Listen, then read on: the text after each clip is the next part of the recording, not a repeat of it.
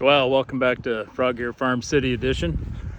Today I'm going to do a little bit of tilling and messing around. So I'll show you what I've got going. So I've got the tiller kind of permanently hooked up to the 1020, mainly because it works so good.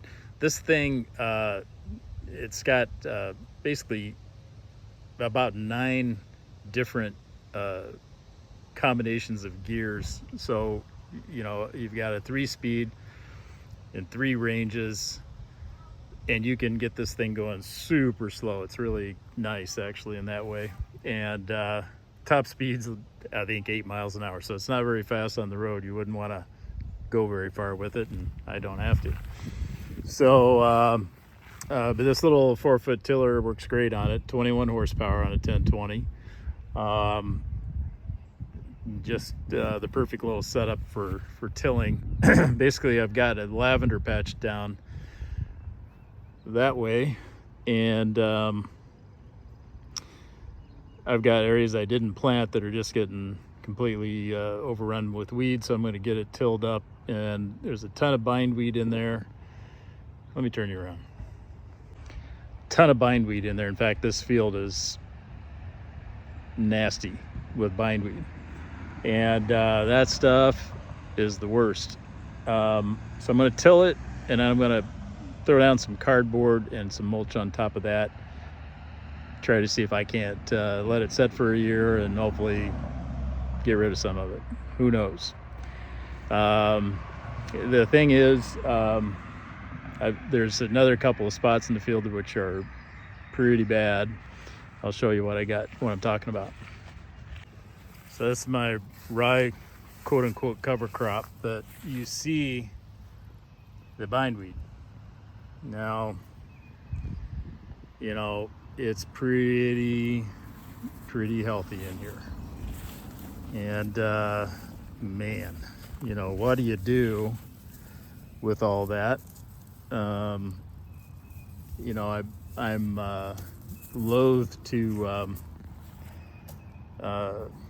spray it. I really don't want to. 2,4-D would probably do the job, but I'm averse to it. So what do you do about that?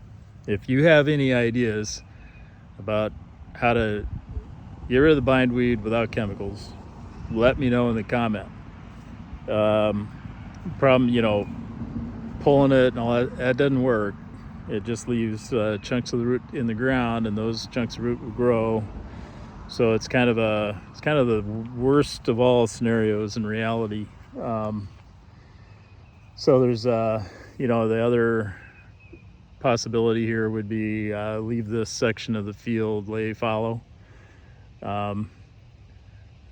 For whatever reason, I save a ton of cardboard. I could cover it all up, or I could tarp it, you know, things like that, which might be the smartest thing to do. Try to, you know, at least take care of it now, bite the bullet, and maybe reduce the population to an acceptable level. I'm really not sure. So question number 1, like I said, if you have any advice, I'm wide open. The other thing is, I'll turn you around here again. This rye looks awesome. You know, it's all about 4+ feet tall now. There's over by the tree line, it's shorter. There's a creek on the other side of that tree, those trees, so those roots all come this way. I got to get the subsoiler out and do a cut line from up here and all around to here, because that definitely saps a lot of the moisture out of that end of the field, or that side, I should say. My original plan here with the rye was to incorporate it probably at around 2 feet tall, and due to time and weather, I never got to it, as you can tell. Now I'm kind of like, do I drag the little combine in here and go ahead and harvest it just for kicks, or not? So that's a good question. So out at the farm, I planted a little patch of wheat as you guys, if you looked at the older videos, saw. I'll insert a photo of that here.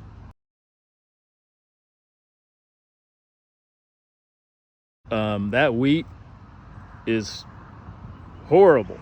It's just the worst looking stuff ever. My plan was to combine that. Well, it could probably be combined for no good reason in reality, and I threw down clover seed in there. I have a feeling the clover is going to outgrow the wheat by the time it's ready to harvest, which is going to create a massive combining issue. So I am not sure what I'm going to do about that. So my whole plan to use the little combine is falling apart. I'd rather not drag it in here, just for this. But now I'm kind of like, maybe I will. Because what I was planning on doing here was, once I incorporated all this cover crop, I was going to throw some popcorn, a few rows of popcorn in here, and then plant zinnia in rows, so that I could cultivate it, set up the cultivator on a little pony tractor, and keep everything cleaned up pretty good. Last year when I broadcast all the zinnia seed, it did well until the weed growth overtook it, and then it was just a big mess. And this field is kind of one failed experiment after another. Because I seeded the whole thing in clover. That didn't take. Now this year, crazy, whatever the conditions are this year, it must have been the best clover growing conditions ever, because I've got clover everywhere, which I'm not complaining about. The bees love it, and I do too. I hate mowing when the clover's in bloom, and you'll see that I definitely haven't been mowing. But so now, I'm kind of like looking at this going, well, maybe I will drag the combine in here, harvest it. I have no idea what I'll do with the grain, but if somebody needs some rye cover crop seed, let me know. I guess if I end up combining this, I'll have some for you. But so I'm a little flummoxed, can't quite make up my mind what I want to do. There's really no wrong answer. It's not like I'm making a living on this stuff, that's for darn sure. So I'm just playing around. So anyway, we'll see what happens. Let's get back to the 1020. So this little 1020, it's just an absolute bulldog. It's just I really like this little tractor. It performs pretty well. And what I might do, I've got a little one bottom plow out at the farm. I might bring that in, hook it up, and regardless of what I decide to do here with the rye, we might do a little bit of plowing with it just for kicks to see how it does, and so on, and then work it up one way or the other. Question would be, I got to look at my popcorn seed and look at what days of maturity that is, because planting in probably mid-June, but not ideal. As usually around Frog Air Farm, I'm never planting things in an ideal time, it seems like. I planted this in the last week of November, same with the wheat. And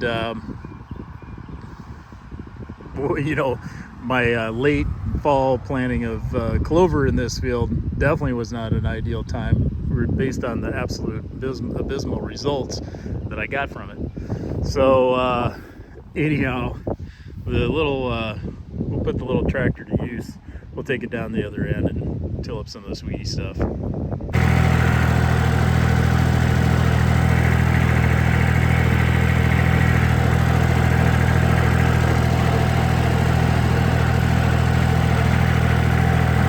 So this is a little lavender patch.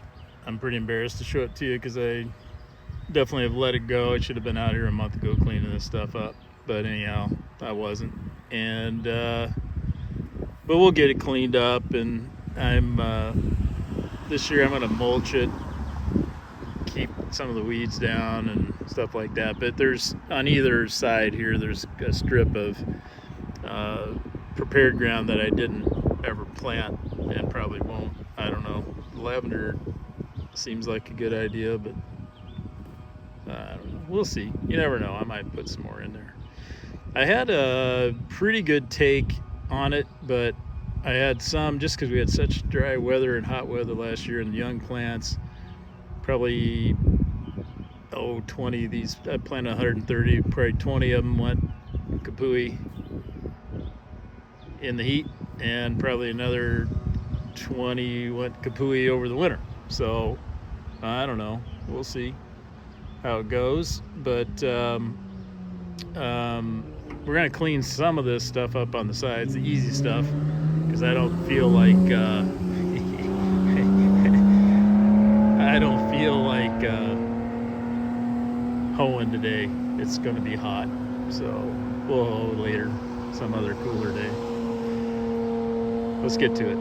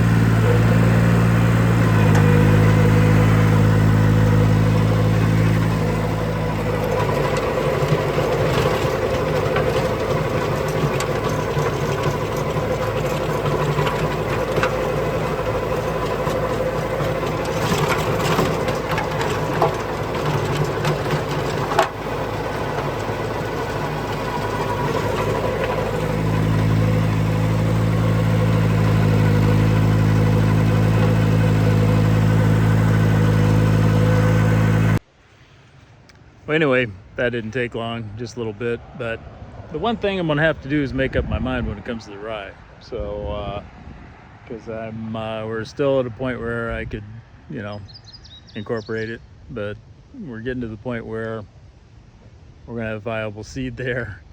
And if you ever looked at my buckwheat videos, you'll know what that means. So volunteer rye everywhere. So anyhow, we'll figure it out. I may just combine it. I don't know. We'll see.